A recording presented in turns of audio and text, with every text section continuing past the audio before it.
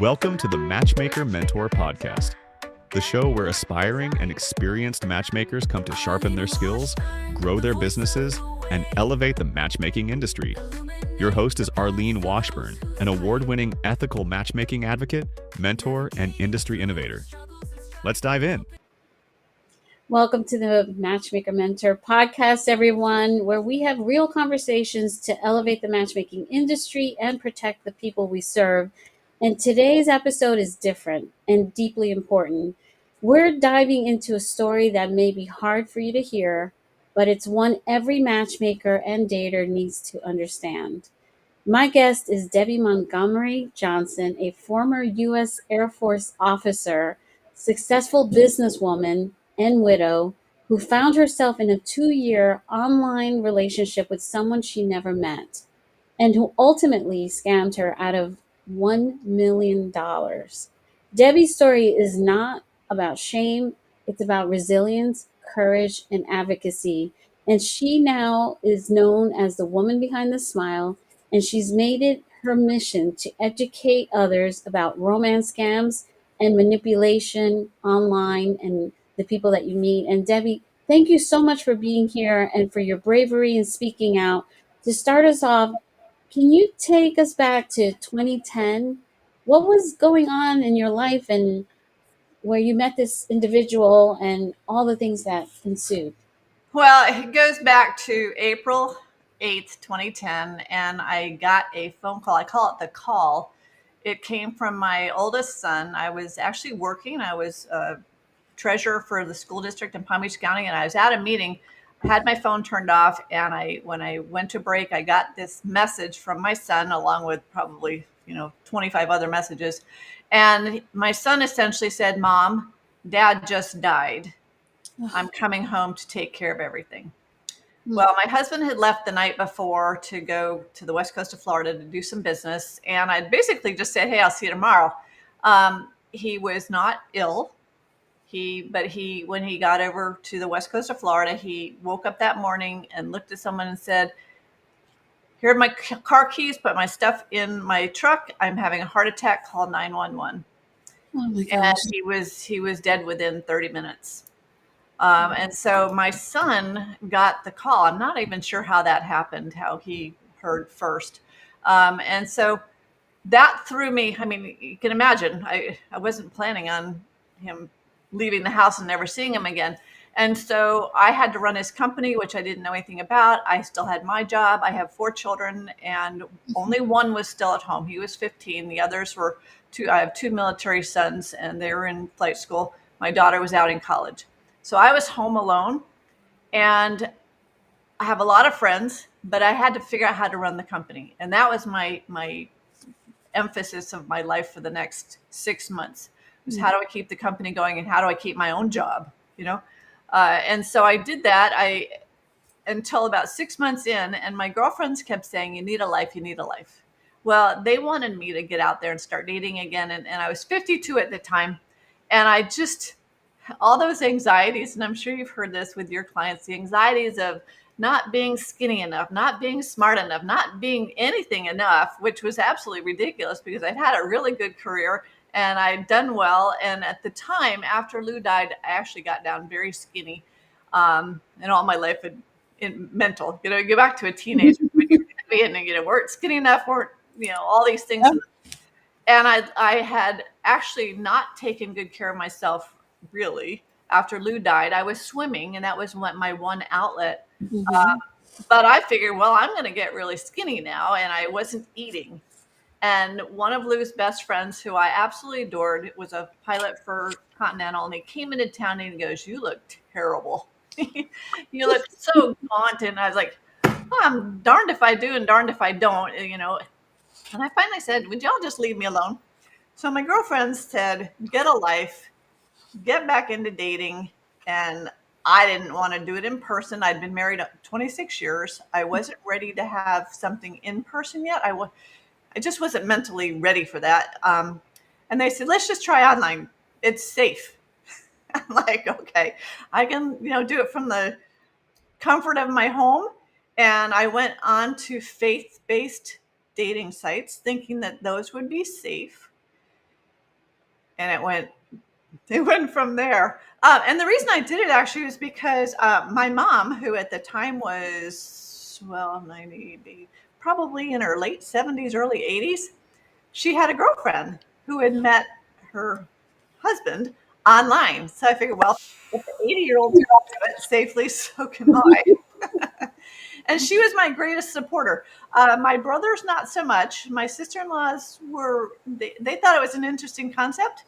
My brothers were, oh my gosh, you need a background check and you need all these things. And I'm like, oh my gosh, fellas, it's just dating. And so I basically ignored them and took the support of my sister-in-laws. My kids were kind of mixed emotions, but I'm like, let me just try it. Let me just try it. And that's how it started. And it started on a faith-based site because I'd seen, again, I was 52 and I was looking for guys between 55 and 65. And they were coming up with wife beater t-shirts, those no sleeve t-shirts. Bathroom photos. Nothing wrong with that, but it just wasn't for me because my husband was brilliant. And, and we were both former officers in the Air Force. And so I was looking for someone that was a business person or someone international. And that's what I got, actually. Once I got past the guys that couldn't spell worth a fifth grader, and so I think I saw the picture. I can't remember who contacted who, but anyway, it was a lovely contact. He was international, and it was a guy who had lost his wife, and it just seemed like it was a really good mix for me because as I was talking or getting in contact with people at the time, I found the fellas that were divorced seemed to have a little more baggage, is what I would call it. I wasn't ready for that because my life had been pretty good. Like I said, I'd been married for a long time, and I just wanted someone that I could talk to. I wasn't really looking for, like I said, an in-person thing. I wanted someone to talk to and just talk about my company because it wasn't my company, it was my husband's company, and it was all about diabetes and neuropathy and things that I didn't have, but Lou did, and it's taken me 10 years to figure out that it was my own it's my company now, but back then it was very difficult. So I wanted someone that I could talk business with. I wanted someone I could talk love and kids about. And that originally was a little exciting because it was all those endorphins and the hormones that were kicking in again after all those years. Was frightening, but at the same time exciting. And the interesting thing is that's exactly how they groom you, is that they know there's a whole psychological component where these hormones are released and they hijack your amygdala, and you're no longer thinking the way a normal person thinks. You're almost like a drug addict, Well, exactly, but nobody tells you that. I mean, this was 2010, and I had never heard of anybody being taken online like that ever. I mean, everybody I talked to, they'd met their significant other, they had really good experiences. And so when that happens, and again, I'm coming from a Air Force intelligence background and business background, and the only thing that stopped me a little bit in my tracks was that the very first email that I got from him at the end, it says, "You can call me Eric Cole." And I thought that was a really weird way of saying my name is. Right. So I asked him about that. And he goes, "Oh, it's Franca Lingua, and it's, we're European." And at that point, I'm like, well, okay, sounds good to me. But when I found out where he worked, because the story was he was in Houston and he was doing some work he was an independent contractor. He had hardwood trees. He was working with hardwood trees, which, unbeknownst to him, I had investments in trees in Costa Rica. One of those things my husband did. I never told him about that. But when he was telling me about the company that he was a contractor for, I looked him up. I actually called them and said, "Do you have a contractor named Eric Cole from London?" And they said no. And when I asked him about it, he said, "Well, I don't work directly for them. I'm independent," which made sense that he wouldn't be on their website. And I did that throughout. Well, I was very good about trying to verify, but he always had a reason why something didn't get confirmed. always had a plausible reason. And I had no idea that I would be lied to, that anybody would do that. Why would you be doing that? We're Exactly. And not everyone is as brave as you. I mean, first of all, thank you for your service, you're because my sister very was welcome. in the military. But the bravery to speak out about this, there are so many people who go through these experiences and never talk about it because of they feel shame. They feel, when they go through a lot of money that perhaps was belonged to their kids. I mean, I was just telling Jason that there was a woman on one of the shows who actually committed suicide Yeah. because she had, and there's a lot of men that also go through this as well. And it's just amazing how good they are at grooming you and putting you through a process to get you to this point. And an unsuspecting good person would never think that this is happening. Right. And it's not a he that's doing it, it's organized crime. And Correct. I don't like to actually call people that have been taken victims. They've been expertly manipulated by very well trained, smart individuals who work in huge groups in all Mhm. around the world. Uh, at the time, primarily in Nigeria and Ghana and Southern Africa, but they're in India, they're in America, they're everywhere now, and they are well trained. Now, I always say, if they could do for good what they do for bad, they'd be phenomenal, Amazing. Yeah. because they're educated, they're university educated men and women. It's actually a family thing in many cultures now. Because if you think about it, the stories that are being created, and there's more than just the individual that has been taken financially, it's their whole family. This is a family crime Mm. because of impersonation too, because all the pictures that are being used, those people behind the pictures are real people. And now their lives are being upended, because if you think about it, the man or woman whose picture is being used by the scammer or the criminal, that's a real person, and now their families are being contacted. Like I've interviewed some of the guys who've had their picture stolen for this, and their wives are being called by women saying, you're having an affair with my husband, or I'm having an affair with your husband, and he's taking all my money, and the wives and the kids are like, what? What's You know, going on? so it's ruining families, it's ruining villages, really, because uh, you know, I've had folks where I've had to take them to the bank, and they've had to go to the police station. And the police the law enforcement is getting a little bit better, but local police have no idea what to do. And so when they hear this happens, although I'm taking the person to the law enforcement to get a report only, Hmm. the cops can never get your money back, but they can give you a report, which you can take to the bank and show the bank that you were taken in a financial crime, and don't just freeze the accounts and do these things that are going to set you back even further. Another reason to get the report is, in some states you might be able to get some sort of therapy assistance or rent assistance or some sort Interesting. of a good assistance, where otherwise they're going to say, oh my gosh, you I had one woman that was on government assistance here in the state of Florida, and she received a check from the state of Arizona. It was some other woman's Medicare check. Hmm. She was instructed by the criminals to go to her bank, withdraw that money, put it into Bitcoin, send it out. Well, she did that because she was helping her friend. Wire fraud. Well, now she's taken in extra money, and it put her own assistance at risk, because she had this huge deposit into her account.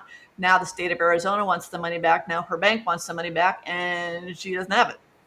Ugh, It's just it's so insidious, and so insidious. it's so hurtful. And everybody that goes through it, besides the embarrassment and just the shame of the whole thing, because it's very smart, Mm. financially savvy men and women that are being taken. They might lose their licenses if they're financial advisors. They might lose. We don't know what they're going to lose, but all of them have lost their sense of control, their sense of worth. And they don't need the victim blame from anybody else, because they're blaming themselves enough. But we get Exactly. it. We get it from everybody. We get it from friends and family, which are the hardest, because that really hurts your heart. You get it from law enforcement. You get it from TV. You get it from wherever. It's a form of PTSD at that point. I mean, because you like you said earlier, we're expertly manipulated, and I hated that word when the FBI told me that, but that's what it is. You are expertly groomed, and it is that amygdala hijack, and you don't understand it because you're just so overwhelmed with feeling good endorphins Yeah, until it comes crashing and burning. exactly. I mean, I think that it's, first of all, I know we were just talking about we don't like the word victim, but something's being done to these people. It's not like you're dumb and you don't know what, like you're in a state that you almost don't even have control over. They're controlling and they isolate you. They take, they start to build you up. They start, I mean, there's so many signs when you're dealing with people like that. They start immediately using terms of endearment in a very, very quick time. I mean, I would love to hear in your experience, what were the things that now that you look back, you're like, oh, these were flags, but not knowing and being trusting and having confidence too, because the thing is they go after confident people, like a ex-military person, with your background. You're confident, you're like, nothing's what's going to happen, nothing's going to happen, right? You're going into this online dating space, and by the way, I met my husband that way. It works for some people, but like, well, that was a long time ago. I think things have changed, but anyway, what started to happen, and how did we get to the point where we're now sending money and things like that? Well, they're very good at listening, and that's the thing that I think most of us have had trouble with in the past is with a spouse or whoever, especially if you've been married for a long time. Yeah. I had a friend who's a social worker, and after Lou died, she sat me down. She goes, "You have to talk to me. You have to get out your emotions." And she really, if you look at a piece of Swiss cheese and you know the holes that are in Swiss cheese, she said that's what I was really like emotionally, is that I felt like I hadn't been listened to in many ways for all those years, Yeah. which was certainly true. And even though I was quite independent, I I don't feel like I was listened to. Mm-hmm. And so guess what? My charming knight in white, Fill that white hole. horse does. For hours and hours and hours, he listened to me, and he filled me up. I felt pretty, I felt smart, I felt valuable, because we talked about business, we talked about kids, we talked about how his wife passed away. We had so many things, quote unquote, in common. And so in all those hours, I wasn't thinking that, I knew he was overseas, but I wasn't thinking that he was in the middle of the night spending all these hours with me. And why wasn't he working? you know, Right. because in my mind, it was middle of the night for me too. Mm-hmm. And so it was a feel good thing at that point. And I got a lot out. If any, it's kind of expensive therapy, but it was really good therapy because I was able to express so much more. And for me, it was in writing. It was on Yahoo Chat. I could get a lot of my emotions out, a lot of Lou dying, those feelings I got out in writing. And he would feed it back. He would send me songs, and I'd be listening to these wonderful songs. And like together we'd be listening to songs, or he would send me poems, or we would write for hours. And on Yahoo Chat, it was like instant messaging. I wasn't ever on texting or Skype or anything like that, but it was the instant message. And then when we got disconnected, which was a red flag too, there was always an explanation. Like, I'm in Malaysia, I'm in so and so, and the internet's not good. And I would say, and I got to know well, no, quote unquote, no, air quotes. I got to know his sister and his son and his attorney. I mean, it was multiple people. And that's why I say, it's not just one person, it's a group. They're trained in groups to do this. And there was one night when I type really quickly. I had 3 Yahoo chats open, and I was going in between his sister and son in London and him in Malaysia and attorney at one point. And the stories were going back and forth, and I was trying to learn from Mary, his sister, about him, and about her, from him. And, the Kenny would Ken on, and I could literally hear this young, like 10-year-old, however old he was. The tone of the conversation changed. And so they draw you in for me, family meant everything. And so that I was being drawn into their family and drawn into their business things. And, the money didn't come quickly. The first small amount was really, Deb, I have a friend and he's trying to get onto the dating site and he can't. Would you send a check into the dating site? I'm like, sure, because I'd just gone through this. It was a literal check. I'd just gone through this. Ugh, the guys here are ridiculous. There aren't enough really good men. So I'm thinking, well, if he's a good guy, then I'll get his friend in. Silly me, because now I just have qualified a criminal on the dating site by sending in a check, making it a paid person.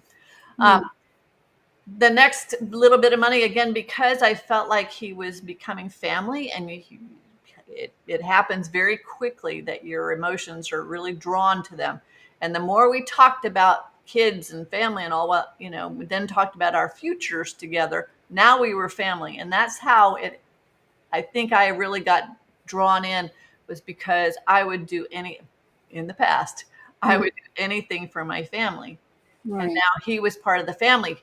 The finances helped me with my company here. And as a business owner, I knew this too, that not always do you get paid for your job until it's completed.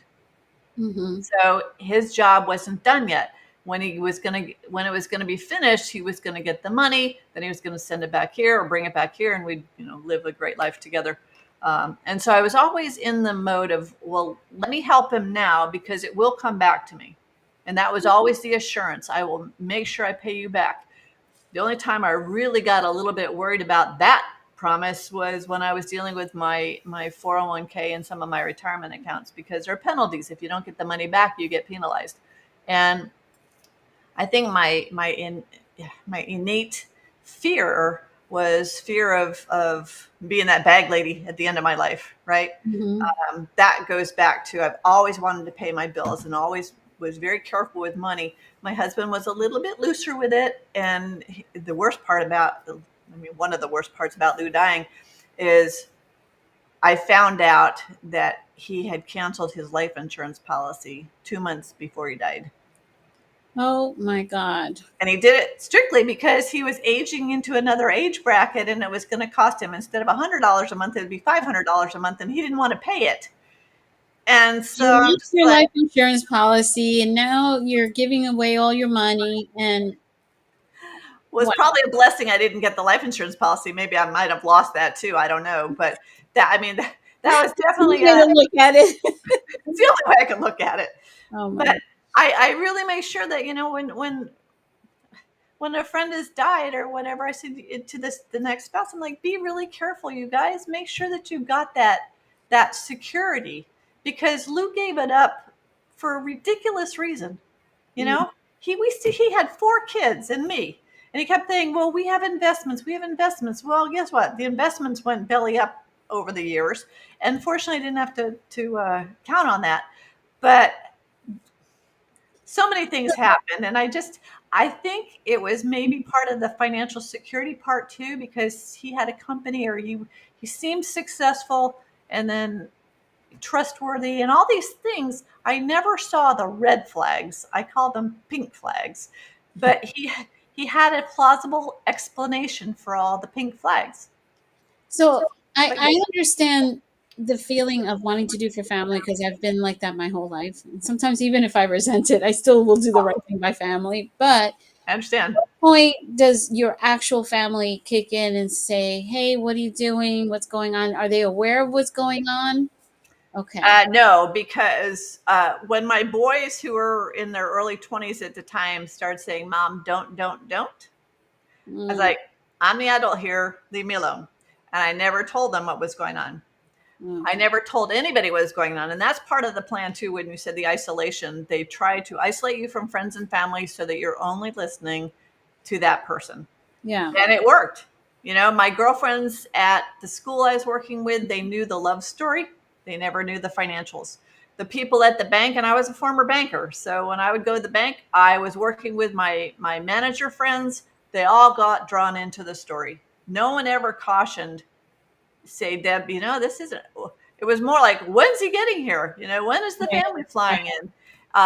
There was one bank that gave me a little bit of pushback, but because I'd been a banker, I went to another bank.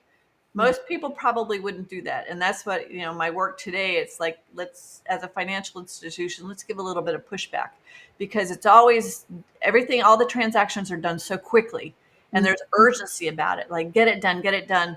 I hear, today I've had women that I've worked with that have been taken in the pig butchering and the Bitcoin things. And they're actually on the phone with the scammers on their way to a Bitcoin ATM machine, is the way I talk about it. I never did that. I don't understand Bitcoin, but it happens so quickly.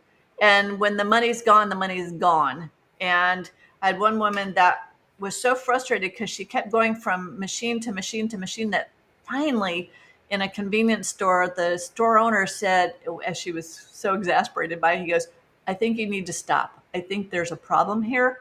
And he made her realize that she was being taken. She was just being manipulated. Hang up the phone, go home. As after $10,000 went poof out the door.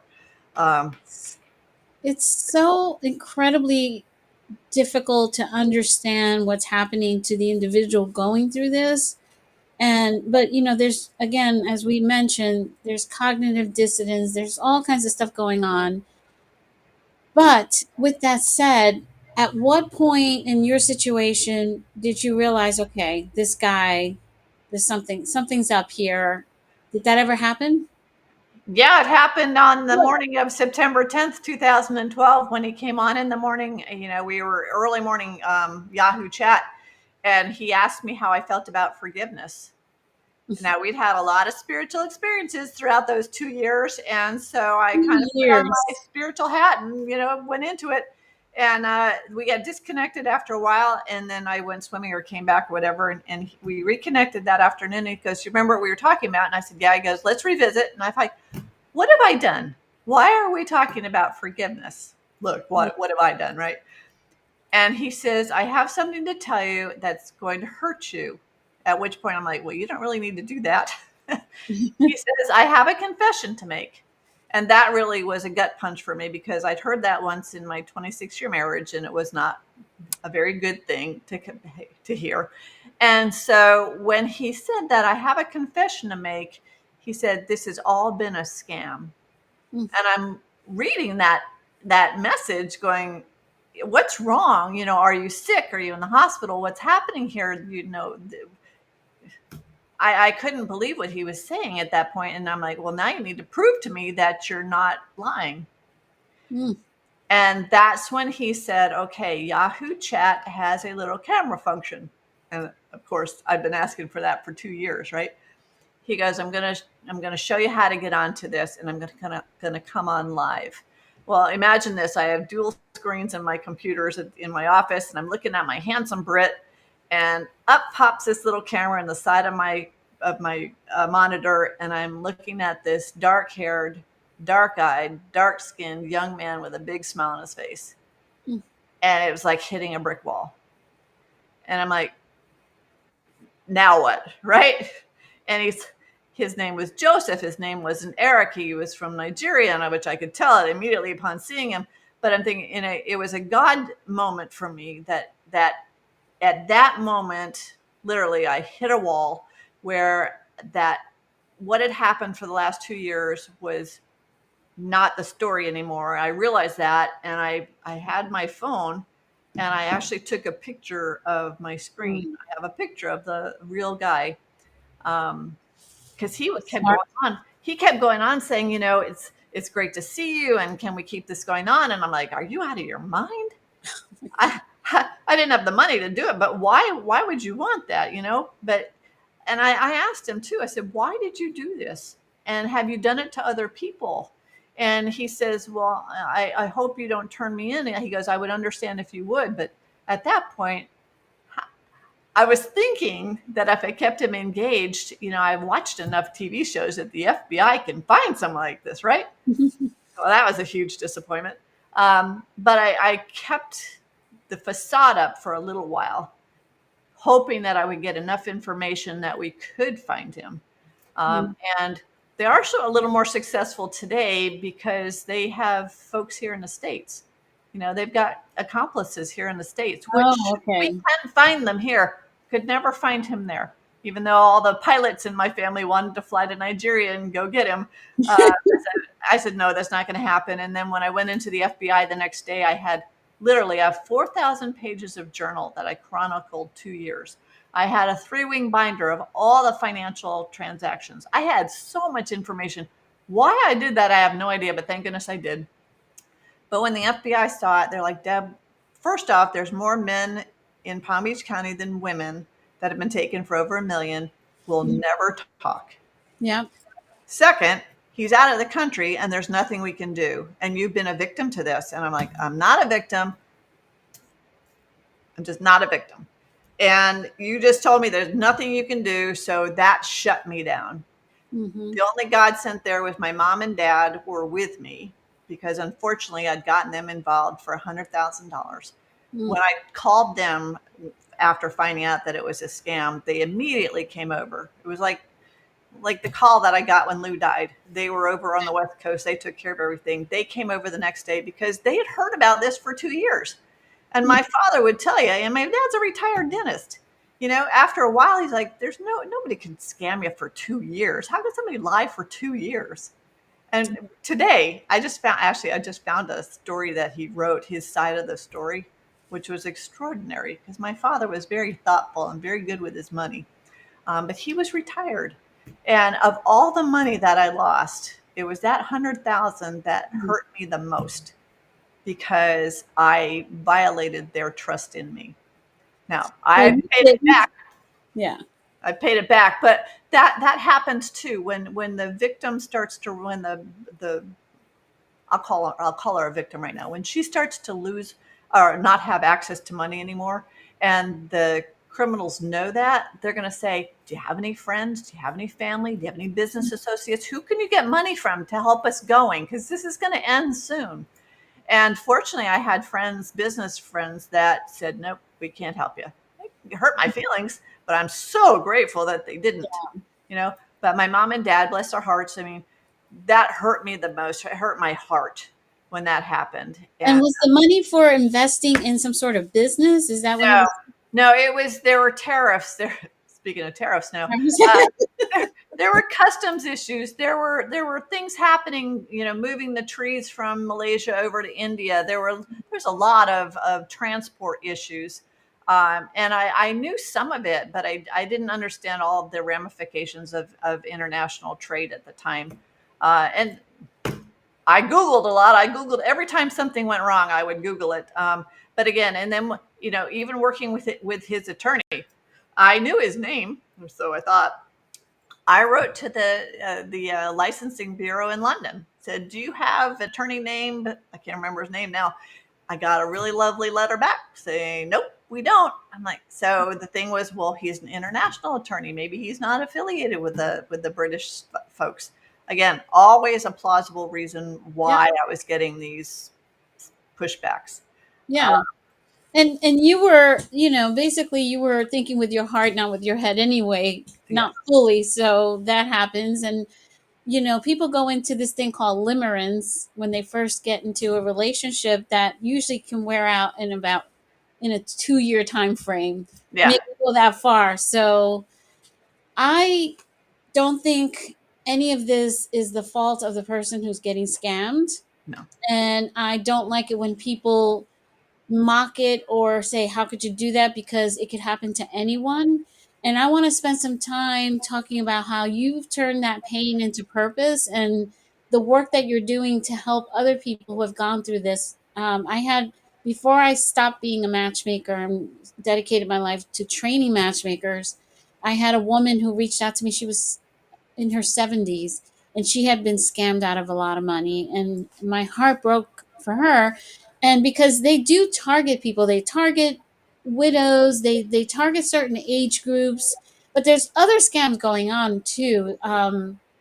Like I said, I wrote a whole book on this and I'm going to be publishing it soon, but they get a lot of young people to share photos and videos doing sexual acts or whatever, thinking that they're in a relationship with someone, and then they scam them out of money and say, if you don't send me money, I'm going to share this with all your friends or whatever. And so there's just so many scams going on. Like I literally was researching for a long time to write this book because there's just so much going on.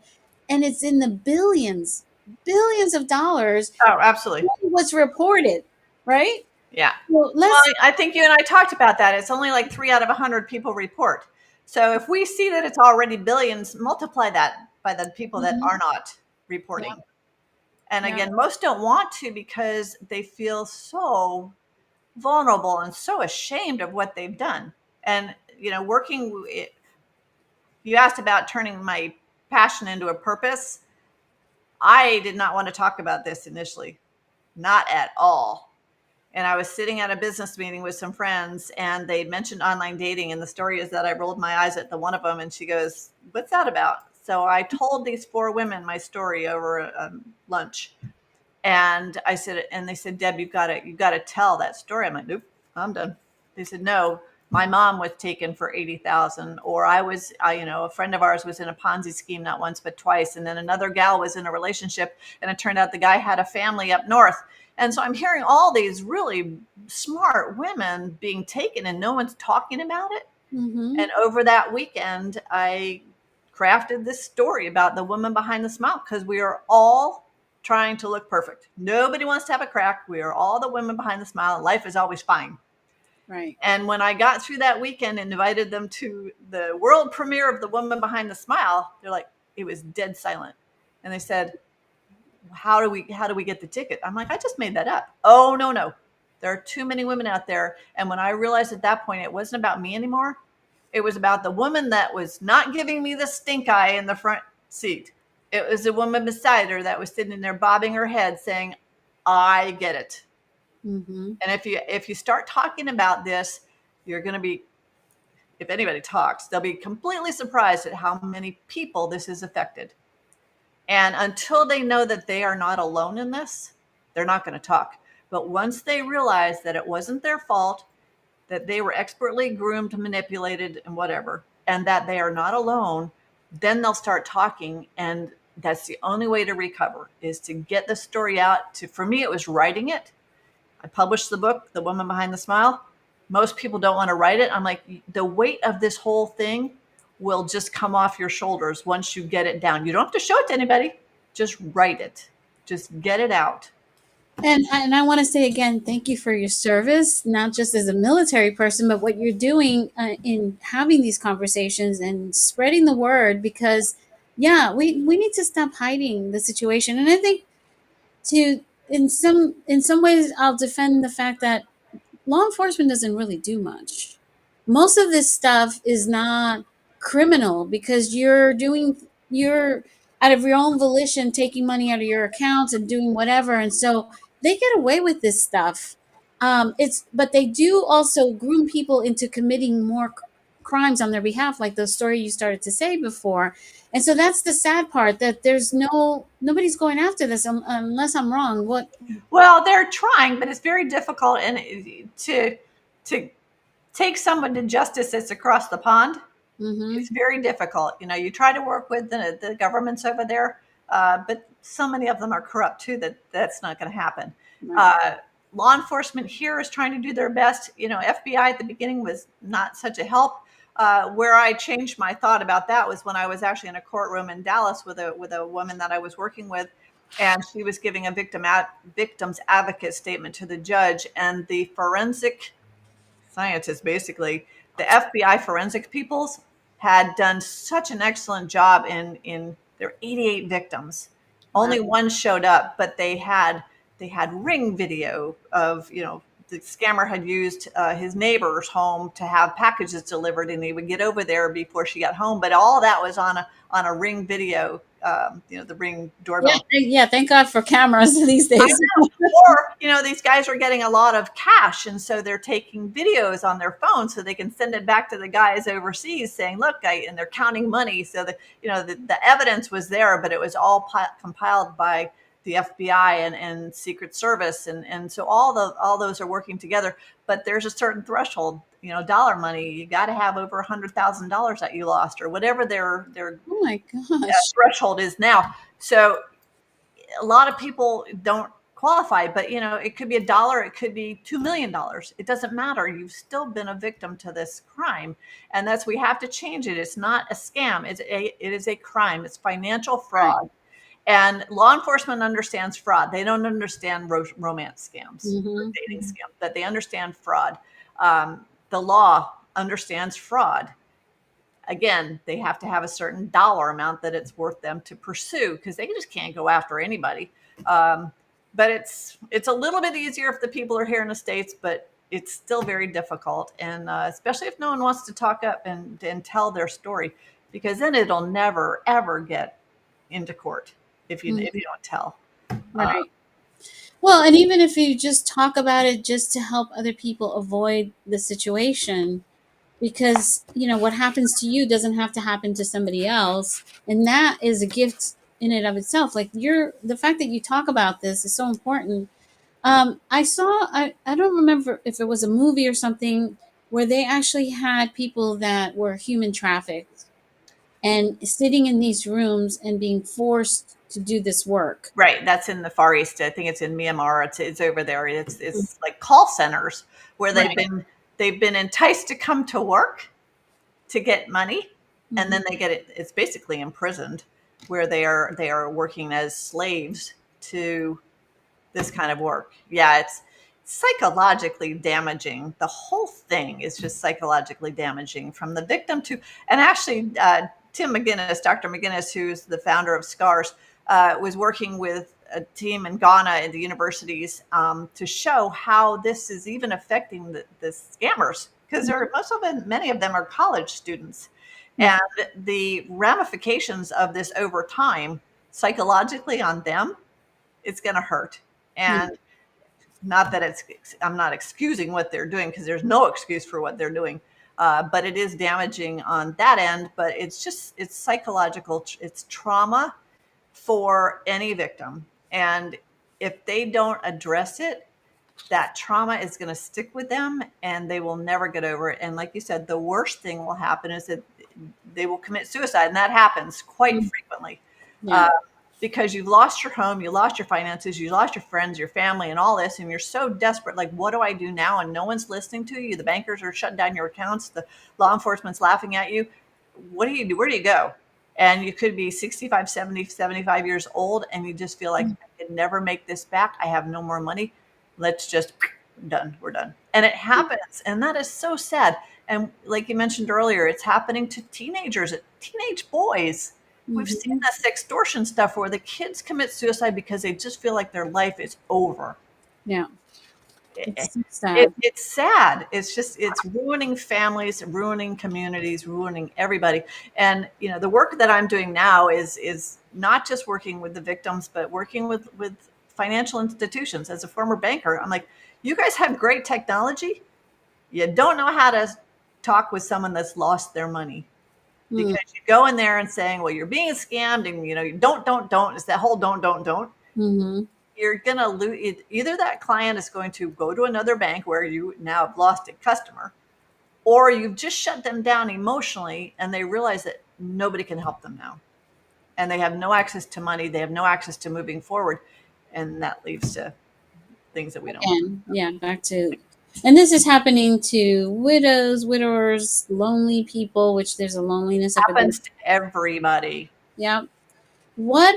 So let's talk about the work that you're doing. You're working with SCARS. Yep, SCARS is the Society of Citizens Against Relationship Scams. Mm-hmm. We were doing support groups. Support groups are very difficult, even like addiction groups. Everybody thinks that they're fixed after a few months. Mm-hmm. Well, until you understand exactly what has happened to you and why, what made you susceptible to that. And everybody, regardless of age, religion, background, culture, you name it, everybody is susceptible to scammers at some point in their lifetime. Everybody, it's because I'll have people say, oh, it never happened to me. I'm like, I hope it doesn't. But what if it were to happen to your mother or your daughter or your son, your husband? I can't tell you how many married couples we've had to work with, because the women might have been on Words with Friends. They're not on a dating site. They're on a gaming site. These criminals are everywhere. And they are just It's phishing. They're out there. They don't need $1 million client. They need 1 million people that are going to lose $250. Yeah. And That's it's it. going to happen. It's going to happen. So what SCARS does right now, we actually have an institute. It's called the SCARS. The SCARS. I've got it all here. There's so many great things that SCARS is doing. Is scarseducation.org is one of the websites. Romance Scams Now is like an encyclopedia of all the information that you'd want to know about relationship scams, not just romance, but relationships. And all of these are relationships. They're just an incredible thing. So we're trying to get the education out there, and we've got a course that is self-paced that will explain A to Z what happened to you and what you can expect going forward, how to report, how to go into a police department and not be this blubbering, I don't want to say idiot, but you have to get your stuff together or you will not be taken seriously. Right. There are certain things that we want you to take seriously and how to help yourself get control over one thing, your emotions at first, but get control over your finances because it's devastating, especially if you're on a fixed income now and you've given everything away. How do you recover?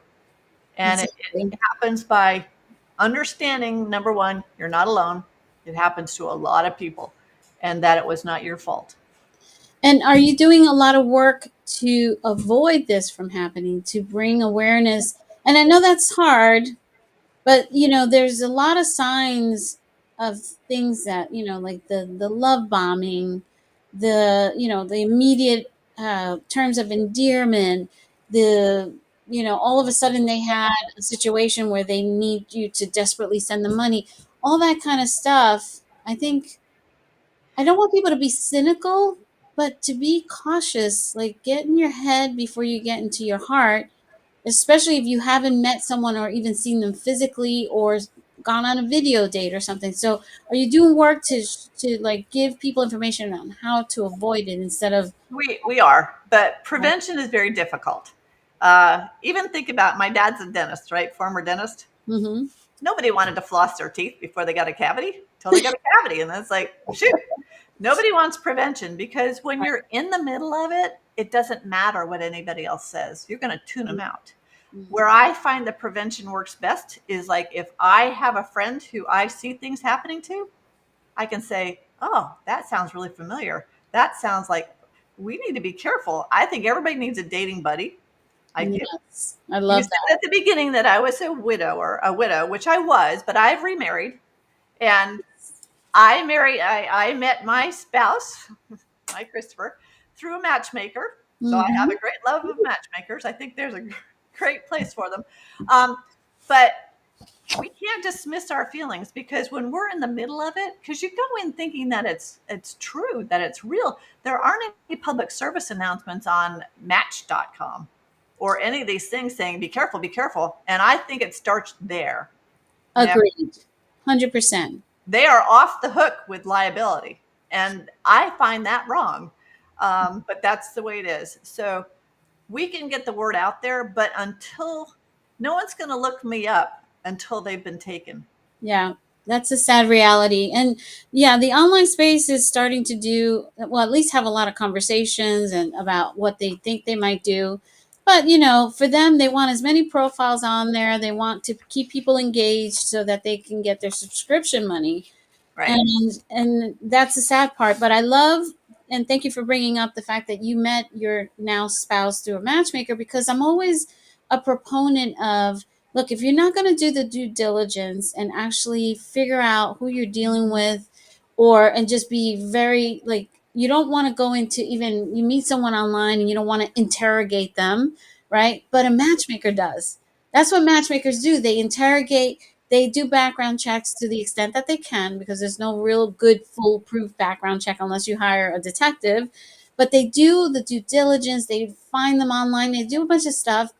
And they're also asking questions about the things that their client wants. So if you have any particulars, I can, as if I'm a matchmaker, I can ask all of those questions that you don't get to do when you're dating. You have to take it easy. You can't come in guns blazing. It's like, all right, I want to know this and I want to know that, And so I tell people, like, it's a really good investment of meeting the right people. Now, they can't guarantee you're going to have success, you're going to have a marriage or whatever. All they can do is, do the due diligence for you and vet the people and actually bring them forward. Only those people who are qualified, because right now I can't think of a better way to, I did write this book, which I was showing you my manuscript. I keep telling, I think we spoke, I don't know how many months ago, and I'm like, I wrote this book, but I am going to get it published, and I'm going to self-publish, just because it breaks my heart every time I hear a story like this. Yeah. And it's going to keep happening. To your point, the prevention part is not easy, because people dive in and they have a need. They're either feeling lonely or whatever. You're online for a reason. You want to meet someone. And I know I was online and I met my husband that way. But it changes. It's really interesting, because by the time you get your book published, they will have come out with whatever way they can make money, they're going to do it. The pig butchering thing, Tim and I were talking about it a year ago, and now it's this huge investment thing, and people, pig butchering. I'm like, it's taking the financial part of like investing and intermingling it with a little bit of, relationship, love, and all this and then, like, let me teach you how to invest. You invest, you're doing well, and all of a sudden it's pulled right out from underneath you. Well, the victims of that are extraordinarily angry. So that's another reason why victims aren't going to speak up, because they're angry. They're in that revenge. How can I get them back? How can I, let me look at pictures. Well, looking at pictures of scammers online is like looking at mugshots. It's mentally devastating for you. Why do that? If somebody wants to see a picture of a scammer, look at my website. There's a picture of the guy, the actual guy, and many of them look just like him. That's shouldn't be saying that, but that's what it is. Everybody needs. I was very fortunate, looking back, to have had him confess in person and show me his picture. Right. Because if he had just disappeared, it would have been like my husband Lou walking out the door, dying, and never seeing him again. No closure. Yeah. And now I'm $1 million out, So for me, it was closure. Most people don't get that. And the scammers are getting very aggressive now, because if you run out of money and you don't want, maybe you're going to become a money mule, which now makes you complicit, which now makes you, someone that the police are going to pick up themselves, until you can show that you've reported it. But they pull you in whatever way they can. And because you don't believe that you would be taken, again, I would never be taken. Yeah, right. You're going to be taken, and you're going to get pulled into it. And then it's going to be beyond you, and you can't recover. And you need to know, though, that recovery is not easy. It's something that's going to take some time. But how much time did you spend in the scam? And that's what we tell folks too, is once you've ended it, if you've really ended it, you've got to fill your time with something productive. And that's why the Scars Institute is so good, and people say, there's too much information. I'm like, but how much time were you spending online during the relationship? Right. Like 4 or 5 hours a day at night. You have to do something. Otherwise your brain is going to have this void. Your heart's going to have this void, and it's going to get sucked back in there. And the repeat, the recidivism part of a scam is huge, because really, because you've had that love bombing and all that emotional stuff, and then all of a sudden it's over with. Well, then you think, I've learned. Well, 3, 4, 5, 6 months down the road, you think you're being safe again. You get contacted by somebody else, couldn't possibly be a scammer. Bam, you're back in it.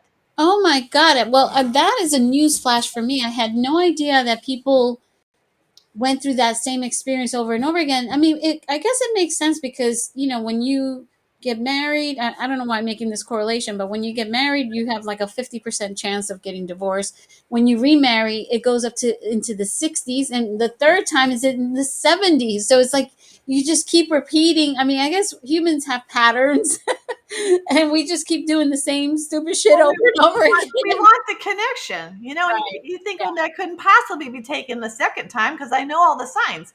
Well, you don't. The signs change, and you change too. Your heart changes a little bit. So the tactic might have changed, but it's still there. You still want that relationship. We never, I look back, and I met CJ relatively quickly after the scam was revealed, but he was so good for me, and he was in person. But we don't really encourage the women in the support groups to start dating right off the bat. It's like, you need to get a control of yourself. Regain your sense of self. Absolutely. Yeah, and feel good about yourself and not rely on anybody else there. So it's, I'll get to the numbers on the repeats, but for me, I didn't have a repeat, but there could be someone that's had 10. We get Oh my God, some of these older guys too, and it's not just the men that get the repeat, but the old men. They think that it's that white knight syndrome where they're taking care of somebody. They want to be there for someone. Mm-hmm. And the woman is really lovely picture wise now with AI and stuff. You never know who you're talking to. Yeah. But it's very interesting how people can be taken multiple times. And after a while, if they're not going to disengage, we at Scars can't help anybody that's not going to take it seriously and disengage. And we don't work with everybody. You have to work with us. You have to be willing to understand what happened and take some real. I mean, if somebody contacts me, they have given me now the ability to speak frankly with them and say, this is what I feel, because I can feel it. When someone tells me what's going on, I can feel it, that spidey sense. I said, listen to me. You don't want to go through this anymore. But I can't make them. Everybody's got free agency and choice. We can, like the prevention, we can get the word out there, but by the time someone needs what we're doing, they're already in it. Yeah. And if you can't stop within the first 2 weeks, you're in till you crash and burn. And that's sad to say, because it's very difficult once you've been hooked to stop it, because you don't see that it's happening, and you're not listening to anybody that's on the outside, and you're in it till the end. Sad. What does healing look like? Someone who's gone through this experience, you yourself have gone through it. What does healing look like? Not thinking about what happened all the time. Mm. Because originally you'll be just devastated by the finances, and until you can rewrite your story, or what's the word? You have to be realistic. Let's say this, realistic with what's happening now, and understand that your life is going to be different than you planned before this took place. Mm-hmm. And what can you do? I mean, I've got 65, 70-year-old women that are getting jobs again. Mm. It's going to happen. I always said to my last suit has no pockets. I was never going to take that money with me, but it would sure be nice to leave it to my grandkids. Well, I've had time, fortunately, and a wonderful husband to be able to make good again. Most people won't, especially if they blame themselves for what happened, because they get caught in that lack mentality. Yeah. I don't have this, I don't have that. Well, if you keep thinking that, you're never going to get it. Mm-hmm. You and I were talking about Mel Robbins. I was on the Mel Robbins show. I love her podcast. I watch everything about, exercise now, and what I can do in my 60s, so that when I'm my dad's age at 95, I'm still active and smart and all these things. Mm-hmm. There's a lot of self-help that we can do, that we have to do to make ourselves strong before we put ourselves out there for somebody else. And that's when you've really recovered, you understand who you are, what happened, how you're not going to let that happen again, hopefully. And the women that have really recovered the most are the ones that are in it to help others now, understanding that we can't change anybody from what they're doing. We can't stop them, but we can encourage them to listen to what we have to say and to be a volunteer to help others going forward. That's so beautiful, and it's so true. I think in almost everything, when you're helping others, you kind of get out of your own victimhood. You forget about that, and you're focused on, there's something about helping others that actually helps you psychologically. Absolutely. And in every way. And absolutely. I love the work that you're doing, and I'm so grateful that you came on the show. We talked a few months back, and we have so many cool things in common. How would you like people to get a hold of you and to get started with working with you and the work that you're doing, or reading your whole manifesto of the woman behind the smile? I think there's a website, right? There is a website. It's called The Woman Behind the Smile. if somebody, and I will respond to people if they write to me at Debby, Debby, at the woman behind the smile. I will particularly pay attention to the victims or the victims' families. I can't spend all my time doing that because I will move you forward to scars and to, go to romancescamsnow.com or to scamsurvivors.org. Go to the Institute, look up the Society of Citizens Against Relationship Scams, look at the videos that we've done. Stay away from looking at pictures of scammers. That is not going to help you. Stay away from you got to be really careful too, because if you've been taken by one, then the next scam is like, there's a detective or somebody that reaches out to you, or they're going to prove to you that this has been, well, it's a scam too. Yeah. So just be really, really diligent and be realistic that what happened. It's in your past. You can't change it, but look forward to something better and take it one step at a time. So go to the woman behind the smile. I do have scars information there also, but you'll see my story and you'll see some of the interviews that we've done. I in the past, I had a podcast called Stand Up and Speak Up. I loved it. I love what you're doing too. It just took up a lot of my time. And so a lot of my work today is with my dad. My mom passed away this past year. So it's with my dad and working with my dad, and finding value in what I can. I can't do everything for everybody. None of us can. You have to learn to say no. I wish I'd learned to say that before the scam, but I can't go back now. I can't go back and say, I wish it didn't happen, because I'm a completely different person and my purpose and passion is taking a 180. And my joy comes from being there when a woman comes to me and says, I'm so glad I read your book. Or I hate it when they come and say, I wish I'd read your book before. I said, okay, so you're beyond it now. What can you do now to help one other person? Because you're going to have a friend that you're going to hear them start talking about something. It's going to be like, oh, that really rings true, that something's going on there. And I heard Deb's story, or I heard someone's story. And what can I do to help my friend now? Gently, So we actually do train. We help train. I love working with the financial institutions. I'm actually going up to Washington next week at a summit to say, look, guys, you got to get beyond the technology. You know how to tell a transaction's fake. Right. How can you help your clients going forward now? What is the best thing for you to help the victims or the survivors of this go forward? And that's what I really love to do, is try to give them an idea, because I love it. I love that you're coming at every angle. It's not just the victim. It's not just, the technology. It's also the bankers and everything else. I'm so grateful for the work that you're doing. We'll be sure to share all your contact details on the show notes. And Debby, thank you so much. This is thank you, Arlene, because we can't at Scars do this by ourselves. We need people that are really willing to not blame the victim and say, look, this is happening. What can we do to support families, particularly because, you look back at the woman who lost her life. Her kids were like, what happened? What do we do? We're not getting any help from law enforcement or the FBI. What do we do? They need to know how they can move forward. And hopefully someone will hear this and say, oh, maybe this is happening to me. Maybe I better stop. We can only hope. I hope so. Thank you again. My pleasure. Thank you so much. Appreciate you. Thank you.